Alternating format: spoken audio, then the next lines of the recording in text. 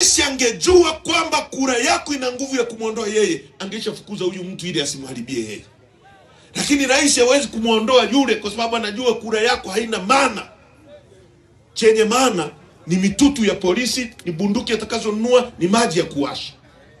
Sasa mimi na Lissu tumesema hivi na chama chetu, hatutaenda kwenye uchaguzi na hatutaruhusu uchaguzi ufanyike ambao kura yako haitakuwa na nguvu. Tunataka kura ya mwananchi iwe na nguvu ili rais akuogope wewe, asiweke watu wajinga kama Charamira kwenye ofisi. Ili mbunge akisimama bungeni asizungumze kumpongeza rais, azungumze matatizo ya mwananchi. Sisi tuko mpakani hapa. Kwa sababu Kenya kura inaamua uongozi. Ruto kila siku amekalia mko. Komorware, uongo kweli? Kila siku.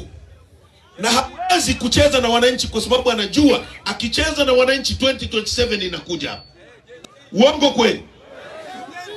Tunataka nchi ya namna hiyo.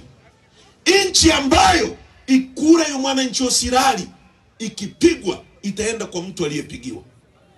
Na huyu mtu atajua nikicheza na mwananchi huyu sitarudi kwenye ofisi ya umma. Tunaelewana vizuri? Hapo polisi watafanya kazi yako kwa sababu rais hata kubali polisi amharibie. Kwa sababu anajua mimi polisi akiharibu mimi ndio nimeharibu, nitafukuzwa ofisini. Hapo rais au mbunge hata kubali bodaboda aonewe kwa sababu anajua bodaboda akionewa mimi naondoka ofisini. Rais angejua kwamba